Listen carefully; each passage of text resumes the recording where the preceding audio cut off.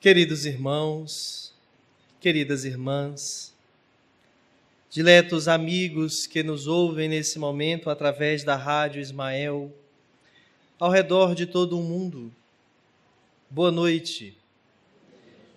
Que grata satisfação, nunca ouvi um boa noite tão bonito como esse. Que grata satisfação retornarmos a este espaço, a essa tribuna. Numa ocasião em que somos convidados a refletir sobre um tema tão interessante, tão palpitante. Fora da igreja não há salvação. Fora da verdade não há salvação. É um artigo escrito por Allan Kardec, o codificador do Espiritismo, e que está presente no Evangelho segundo o Espiritismo, em seu capítulo 15, que tem como tema central desse capítulo: fora da caridade não há salvação. E Allan Kardec escreve e pontua como item 8 do citado texto as seguintes expressões. Obrigado. Enquanto a máxima, fora da caridade não há salvação, assenta num princípio universal e abre a todos os filhos de Deus acesso à suprema felicidade, o dogma, fora da igreja não há salvação, se estriba não na fé fundamental em Deus e na imortalidade da alma, fé comum a todas as religiões, porém, numa fé especial, em dogmas particulares. É exclusivo e absoluto. Longe de unir os filhos de Deus, separa-os. Em vez de incitá-los ao amor de seus irmãos, alimenta e sanciona a irritação entre sectários dos diferentes cultos, que reciprocamente se consideram malditos na eternidade, embora sejam parentes e amigos esses sectários. Desprezando a grande lei de igualdade perante o túmulo, ele os afasta uns dos outros até no campo do repouso. A máxima, fora da caridade não há salvação, consagra o princípio da igualdade perante Deus e da liberdade de consciência. Tendo-o por norma, todos os homens são irmãos, e qualquer que seja a maneira por que adorem o Criador, eles se estendem as mãos e oram uns pelos outros. Com o dogma, fora da igreja não há salvação, anatematizam-se e se perseguem reciprocamente. Vivem como inimigos. O pai não pede pelo filho, nem o filho pelo pai, nem o amigo pelo amigo, desde que mutuamente se consideram condenados sem remissão. É, pois, um dogma essencialmente contrário aos ensinamentos do Cristo e à lei evangélica. Toda vez que eu leio esse texto, ou toda vez que eu lia, algo especial me intrigava. Por que Kardec se preocupou em escrevê-lo? O que motivou o ínclito codificador do Espiritismo em preocupar-se, em incomodar-se com um dogma da Igreja Católica? E foi lendo a Revista Espírita, obra escrita por Allan Kardec, que encontramos especial artigo no ano de 1864, ano de publicação do Evangelho segundo o Espiritismo. É um artigo que está publicado no mês de junho, mas que certamente não chegou até ele no mês de junho, e que certamente chegou até as mãos de Kardec antes da publicação de O Evangelho segundo o Espiritismo, quando, naquela época, ele publicara primeiro a imitação de O Evangelho segundo o Espiritismo, que era uma obra um pouco menor. E que quando nós vamos consultar essa obra, está lá no mesmo capítulo 15, Fora da Caridade não há salvação, como o primeiro texto das instruções dos Espíritos, ou de interpretação do Kardec.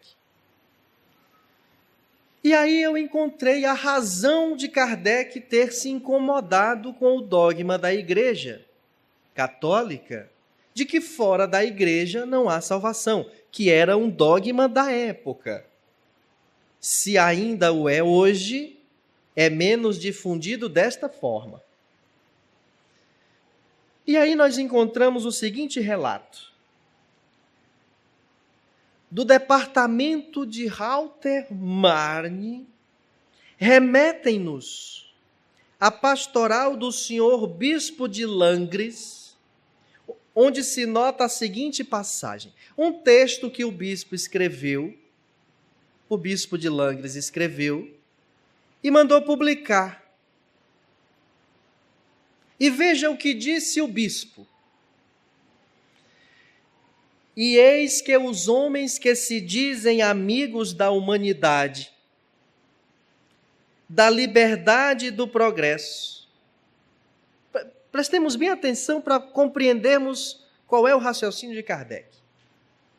Mas que, na realidade, a sociedade deve contar no número de seus mais perigosos inimigos, se esforçam por todos os meios para arrancar a fé do coração das populações cristãs.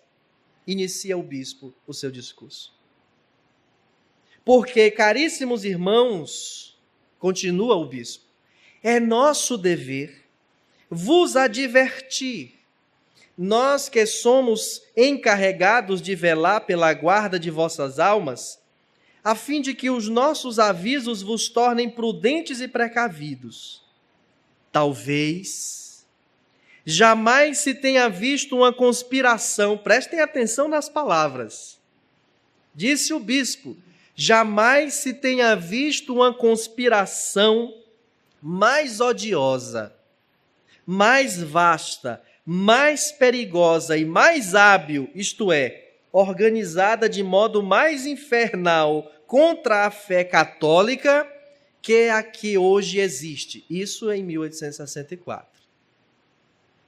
Conspiração das sociedades secretas. E aqui poderíamos citar a maçonaria.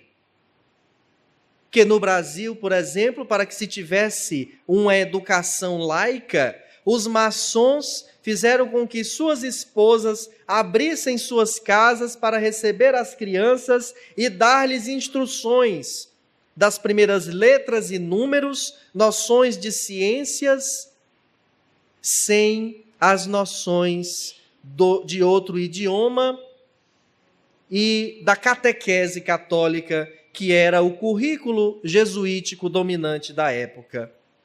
Mesmo quando da reforma pombalina, ainda assim manteve-se um currículo eminentemente jesuítico, apenas com troca de nomenclaturas. A maçonaria foi tida como uma praga, porque ela estava promovendo a libertinagem, quando, a bem da verdade, estavam promovendo tão somente a liberdade das pessoas em aprenderem a ler e escrever, e contar e efetuar as operações, e terem raciocínio lógico, e poderem enxergar o mundo com a razão necessária, sem que necessariamente fosse pela ótica religiosa dominante da época. E continua o bispo. Conspiração das sociedades secretas que trabalham na sombra para aniquilar o catolicismo, como se isto fosse possível. Conspiração do protestantismo. Já havia ocorrido a reforma e até o advento da Contra-Reforma. que por uma propaganda ativa busca insinuar-se por toda parte.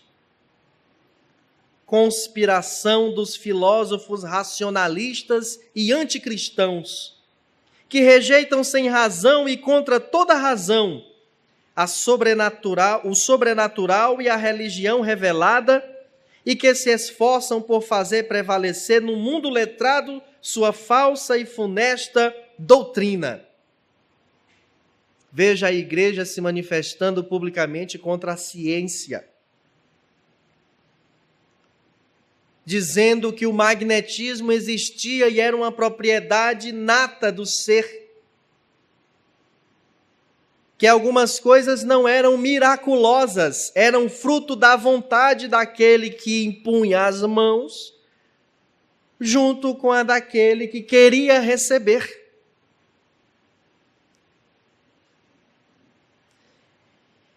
E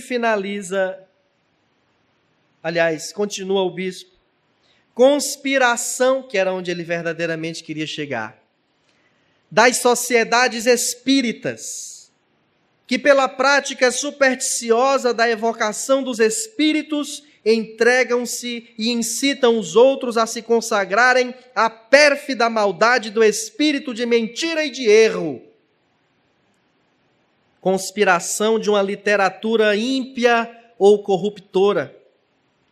Conspiração dos maus jornais e dos maus livros que se propagam de modo assustador, à sombra de uma tolerância ou de uma liberdade louvada como o progresso do século. Estava falando do iluminismo, que dava voz, racionalidade e produção literária ao mundo a partir do advento na França. Como conquista do que chamam espírito moderno, e que não é senão um incitamento ao gênio do mal, um justo motivo de dor para uma nação católica, uma armadilha e um perigo muito evidente para todos os fiéis, seja qual for a classe a que pertençam, não suficientemente instruídos na religião, cujo número infelizmente é grande. Conspiração, enfim, e aqui é onde o bispo consegue perceber a presença de um mentor espiritual ao seu lado, e só aqui ele consegue falar a verdade. Desse materialismo prático que não vê, não busca, não persegue, senão o que diz respeito ao corpo e ao bem-estar físico. Isso é até hoje. Que não mais se ocupa da alma e de seu destino, como se não o houvesse, e cujo exemplo pernicioso seduz e arrasta facilmente as massas.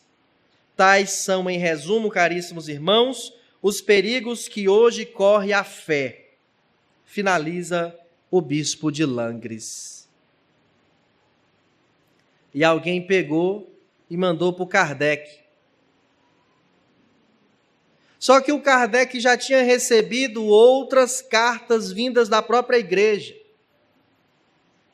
E então ele formula na Revista Espírita uma resposta para esses pronunciamentos, onde ele diz: estamos perfeitamente de acordo com o senhor bispo no que toca às funestas consequências do materialismo.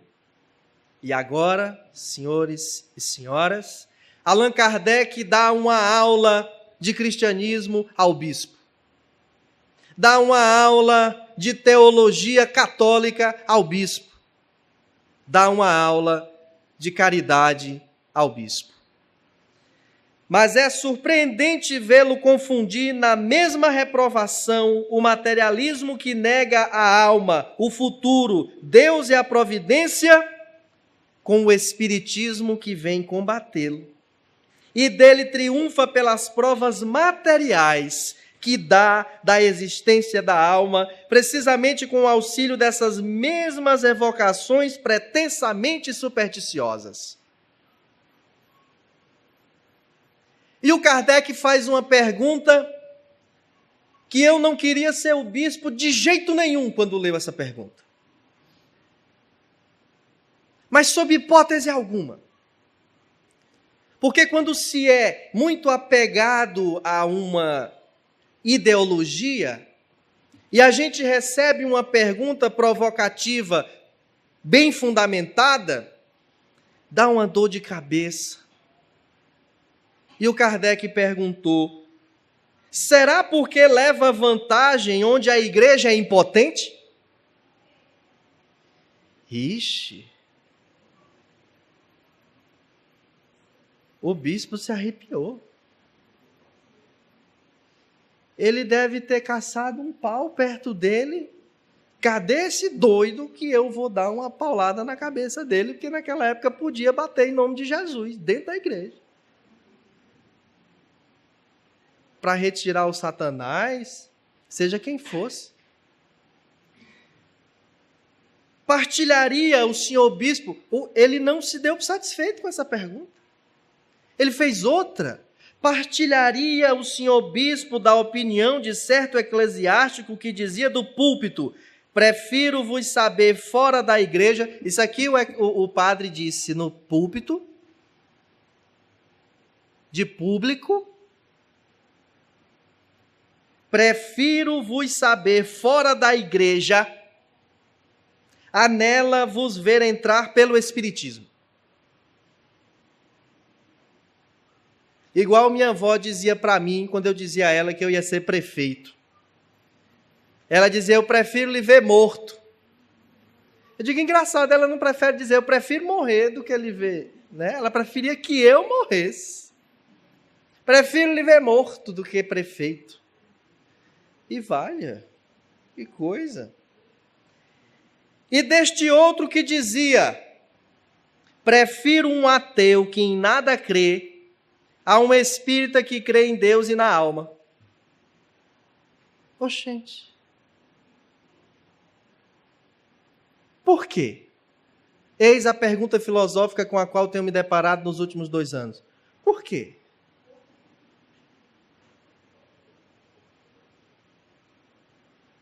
Porque o ateu não incomoda. E o espírita incomoda. Quando alguém vem nos fazer querer adorar imagem,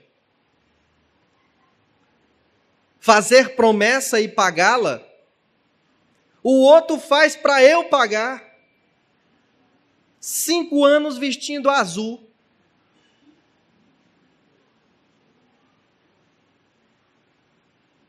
Tem que fazer um caminho de mesa e ir a pé deixar lá no Canidé. Não sei lá onde.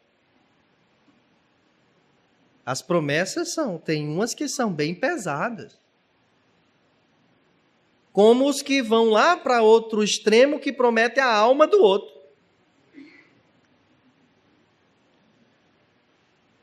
Kardec pontua: é uma opinião como outra qualquer, e gostos não se discutem.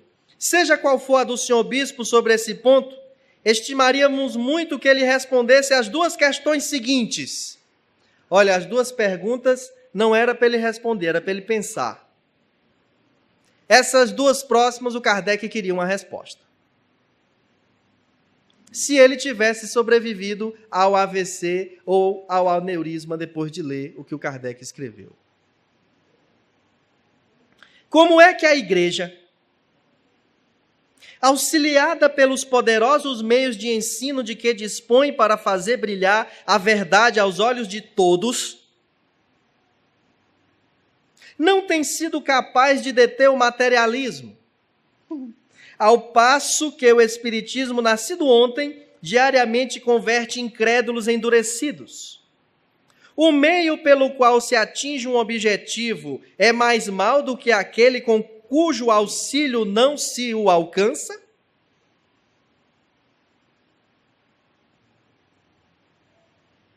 O senhor bispo enumera uma série de conspirações que se erguem ameaçadoras contra a religião. Por certo, não refletiu que por esse quadro pouco tranquilizador para os fiéis, vai precisamente contra seu objetivo e pode até provocar nestes últimos deploráveis reflexões. Ao ouvi-lo, em pouco tempo, os conspiradores seriam mais numerosos. O que Kardec está dizendo? O bispo vai lá dizer: minha gente está havendo uma conspiração, nós estamos sozinhos. É muito natural que a gente diga assim: vale, mas se todo mundo está indo, por que eu vou ficar aqui? Eu vou também. E finaliza dizendo: ora, o que aconteceria num estado se toda a nação conspirasse? Se a religião se vê atacada por tão numerosas coortes, isto não provaria em favor das simpatias que ela encontra? Ele está dizendo: se não estão gostando de você, não é porque tem alguma coisa errada com você? Dizer que a fé ortodoxa está ameaçada é confessar a fraqueza dos seus argumentos. Se ela é fundada na verdade absoluta, não pode temer nenhum argumento contrário. Em tal caso, soar o alarme é completa falta de habilidade. Hippolyte Léon Denisard Rivel. Allan Kardec disse isso. Foi ele que escreveu. Para quem está nos assistindo no YouTube, ouvindo na rádio, Revista Espírita, junho de 1864. Mas isso não responde à minha indagação. Por que Kardec se incomodou? E publicou no Evangelho segundo o Espiritismo o texto: fora da igreja não há salvação, fora da verdade não há salvação. Esse é o título, mas o seu conteúdo é para dizer que, a bem da verdade, fora da caridade é que não há salvação, e não dessas outras duas máximas. Porque fora da igreja é um dogma pessoal e ridículo, e fora da verdade é um dogma, é uma informação questionável. Afinal de contas, quando eu digo que fora da verdade não há salvação, de que verdade? De que verdade estou falando? Qual o conceito de verdade? E você poderia me contra-argumentar dizendo: e quando Jesus disse que ele era o caminho, a verdade e a vida? Nós vamos aqui relembrar ele diante de Pilatos. Ou, para sermos justos, Pilatos diante dele. Quando Pilatos o pergunta sobre o que é a verdade, qual a resposta de Jesus?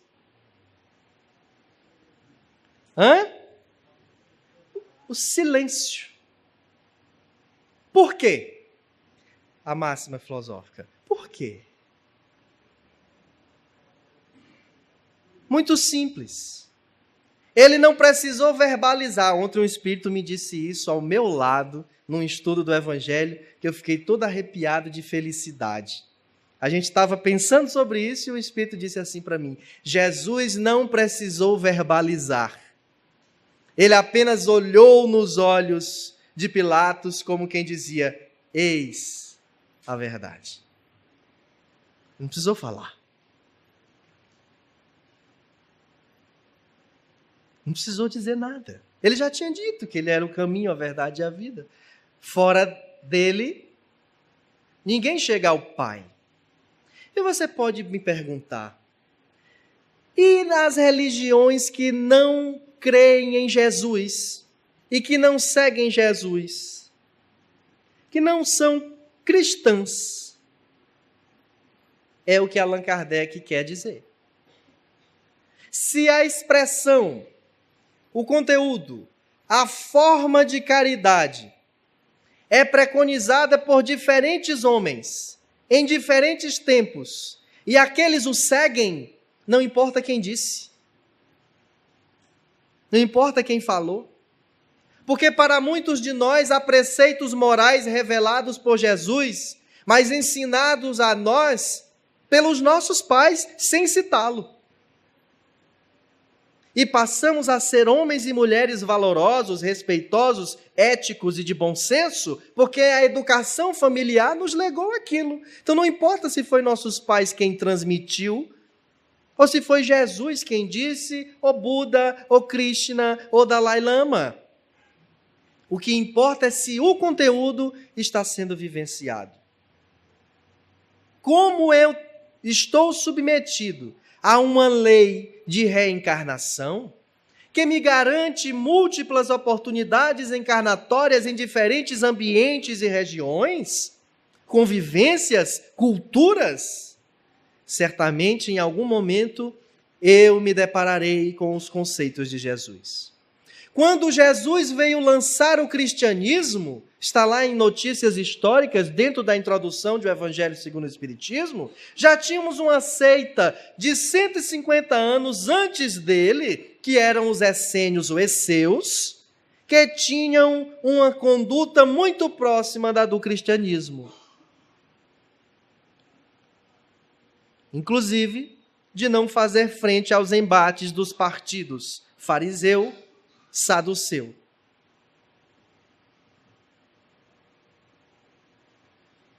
Mas como eu disse há pouco, só o fato do bispo ter escrito isso e de outros eclesiásticos terem pronunciado outras frases, não me responde por que Kardec quis colocar isso aqui. Porque se Kardec, em 1864, 7 anos depois de ter lançado o Livro dos Espíritos, mais 10 anos depois de ter começado as suas pesquisas, a partir da casa, do convite do senhor Fortier, já devia estar suficientemente transformado mento-moralmente para não se incomodar com uma crítica qualquer e responder dessa forma como se fosse um despeito. Allan Kardec fez questão de colocar isso em O Evangelho segundo o Espiritismo para dizer a nós, os espíritas ou simpatizantes, que se nos deparássemos com esse texto, não sejamos como aqueles que transformam o templo num local exterior, onde lá vou e lá tem uma conduta e um pensamento, mas que quando estou fora de lá, ajo totalmente em contrário daquilo que eu creio e prego. Lá eu sou paciência, lá eu sou abraço, lá eu sou caridade, mas fora de lá eu sou grosseiro, eu sou indiferente à dor alheia, eu sou ingênuo, eu ajo até com maldade. Allan Kardec pontua no item 9 de O Evangelho segundo o Espiritismo, do mesmo texto a que vínhamos. Fora da verdade não há salvação, equivaleria ao fora da igreja não há salvação e seria igualmente exclusivo, porquanto nenhuma seita existe que não pretenda ter o privilégio da verdade.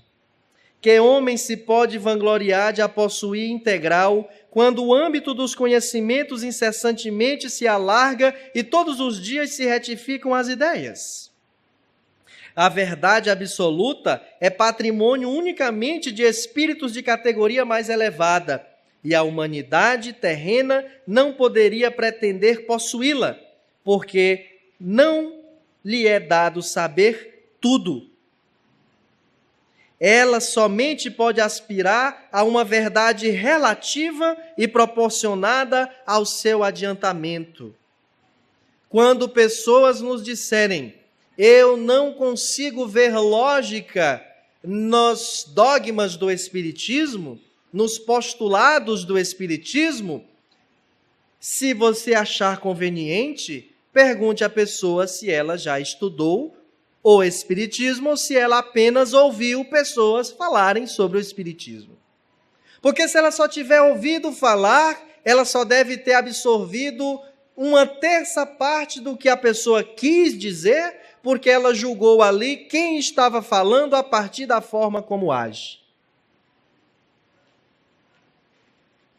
Quem vai ao Livro dos Espíritos, quem vai ao Livro dos Médiuns, quem vai ao Evangelho segundo o Espiritismo, quem vai à obra O Céu e o Inferno, quem vai ao livro A Gênese, sente-se instigado a pensar diferente. Sente-se convidado a enxergar a vida, o mundo e a si mesmo sob outra ótica. e de tanto ouvir esse apelo e fazer comparações, acaba bem compreendendo e dando-lhe razão, sem necessariamente precisar abandonar a sua crença noutros credos. Agora, aqueles que dizem que conhecem espíritas e que misturam os espíritas aos nossos irmãos de outras crenças espiritualistas, estão equivocados. E por isso fazem mau juízo de valor. E é por isso que nós precisamos esclarecer o que é a doutrina espírita, que é eminentemente cristã. Ela crê em Jesus, mas não que ele seja Deus. Ela não crê que ele é três, que ele é trino. A doutrina espírita nos dá outra explicação e ainda nos diz que nós teremos a condição mento-moral de chegarmos a ser um espírito da Pleiade da qual ele faz parte. Porque Cristo não era sobrenome. Cristo é o status espiritual a que se pode chegar. E finaliza Kardec. Se Deus houvera feito da posse da verdade absoluta condição expressa da felicidade futura, teria proferido uma sentença de proscrição geral, ao passo que a caridade, mesmo na sua mais ampla acepção, podem todos praticá-la. Todos. Todos temos a condição de fazer o bem, de ajudar alguém, até um homem mau. Até uma mulher má.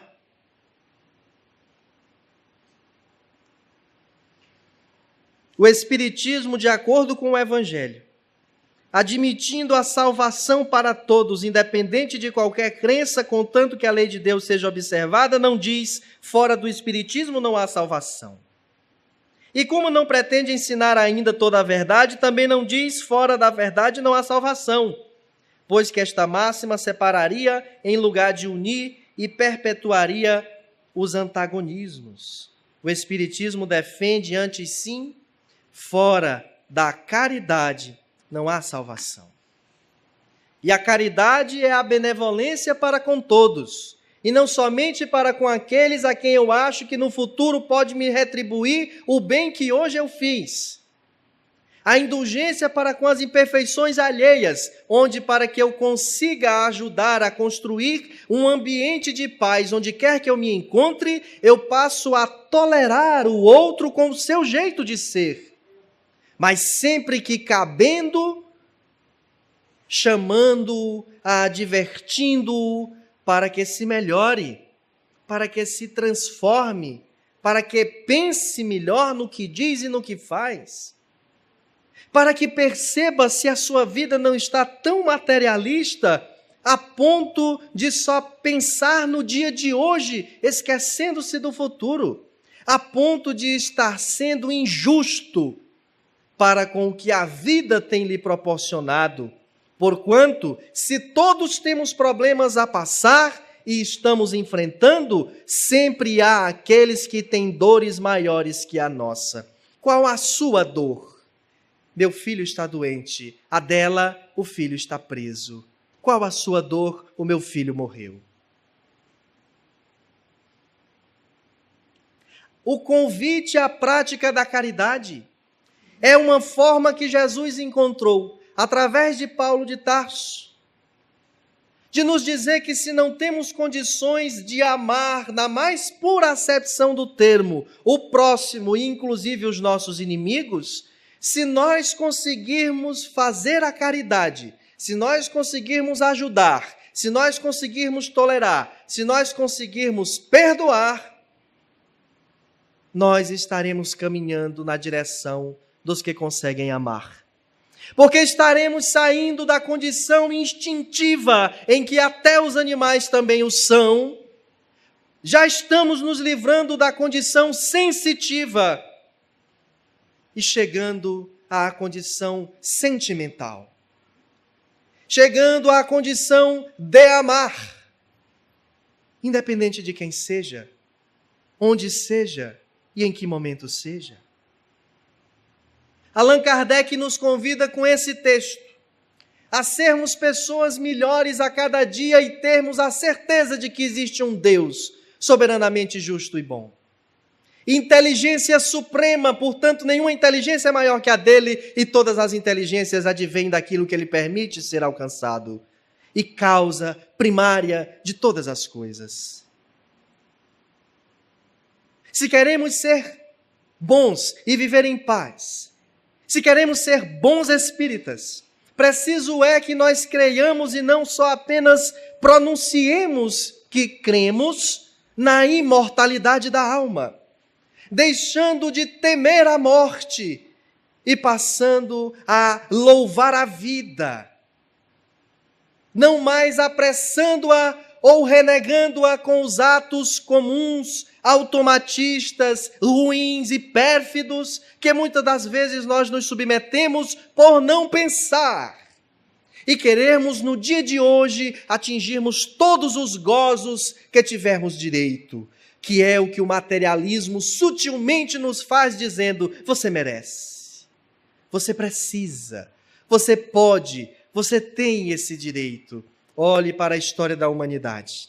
E se você se crê imortal, crê também na pluralidade das existências, sabendo, portanto, que teve vidas pregressas e sabe que aquela história cruel de barbáries não foi feita por antepassados, mas por você mesmo, junto daqueles que o cercam, não só no clã familiar consanguíneo, mas no clã familiar social a que esteja submetido, como aqui, na Parnaíba, no Caridade e Fé, onde nós estamos convivendo. Crê que os Espíritos comunicam-se conosco todos os dias de diversas formas, e a depender daquilo que aurimos em nosso íntimo, podem ser Espíritos bons, como podem ser Espíritos maus, e aquela intuição que nos chegar, pode ser uma intuição definidora para nos prejudicar ou para nos evoluir, a depender de como nós a absorvermos. É preciso, por fim, compreender que não somos religiosos, cristãos, espíritas, quando adentramos um templo. Somos espíritas não pelo que cremos, não pelo que ostentamos. Somos cristãos e somos espíritas pelo que cremos, pelo que ostentamos e pelo que vivenciamos na prática. Emmanuel comenta um versículo 4, capítulo 6 da segunda epístola de Paulo aos Coríntios. Quando Paulo disse: tornando-nos recomendáveis em tudo, na muita paciência, nas aflições, nas necessidades e nas angústias. E Emmanuel diz assim: a maioria dos aprendizes do Evangelho não encara seriamente o fundo religioso da vida, senão nas atividades do culto exterior. E é verdade. Quando a gente não tem reunião na casa espírita, quando não vou participar da mediúnica, a gente acha que hoje eu posso. Pode o quê, imoral? Viver com o demônio. Hoje eu posso ser Satanás. Não tenho mediúnica. Mas na semana que vem tem. E eu chego lá mais Satanás do que no dia que eu achei que eu podia ficar com ele. É testemunho que eu estou dizendo. Não é julgamento. É testemunho. Eis o capeta encarnado na versão olhos verdes. Na concepção de muitos, bastará frequentar assíduos as assembleias da fé, e todos os enigmas da alma estarão decifrados no capítulo das relações com Deus. E há aqueles que, quando sofrem, dizem assim: mas olhe, eu não falto um dia. Eu estou em todas as atividades. Eu faço o evangelho, agora estou fazendo todo dia. E ainda me acontecem estas coisas. Eu preciso dizer a você que argumenta dessa forma, que o que você está fazendo não é favor para ninguém, não. Que o que você está fazendo não anula o que o passado você construiu. Muito embora Pedro, o negador, mais tarde o afirmador, tenha nos dito que um ato de amor cobre uma multidão de pecados, é preciso saber se o nosso ato foi de amor ou foi de protocolo. Aquele que a gente diz: oh meu Deus do céu, deixa eu fazer o evangelho.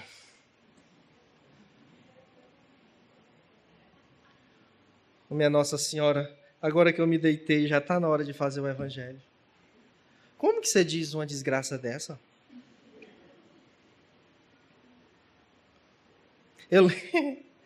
Você sabe que menina, né, é uma fase difícil, né?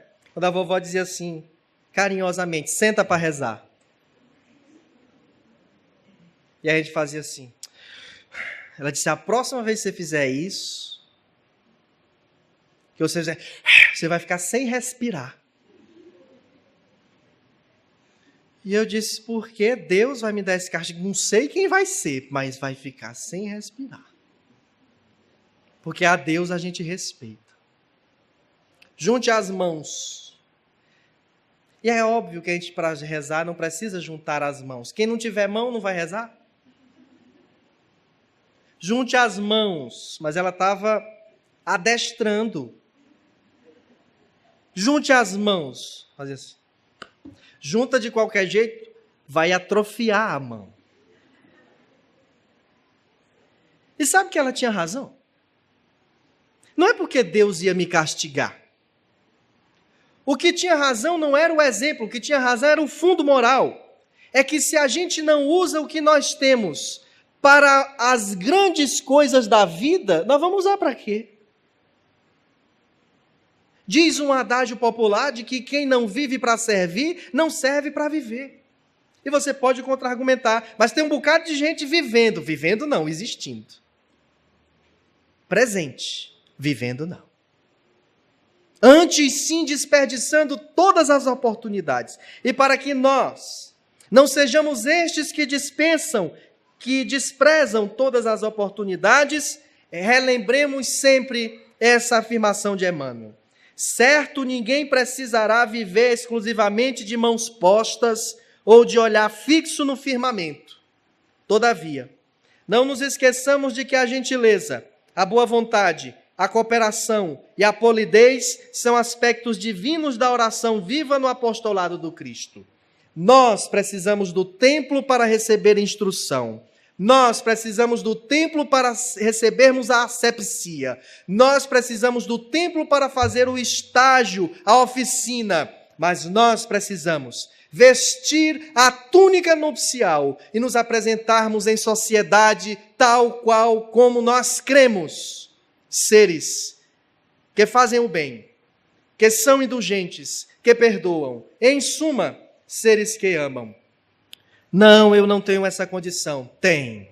Ah, mas eu ainda não consigo agir assim. Mas conseguirá. Um dia também não pensávamos que chegaríamos à idade que estamos hoje, que completaríamos o curso que um dia iniciamos, que aprenderíamos a dirigir ou qualquer outro ofício que quando fizemos pela primeira vez achamos diferente. O mesmo se dá para os valores espirituais. Nós seremos indiscutivelmente seres conscientes da nossa condição de co-criadores do universo. Muito obrigado pela paciência e atenção e uma boa noite a todos.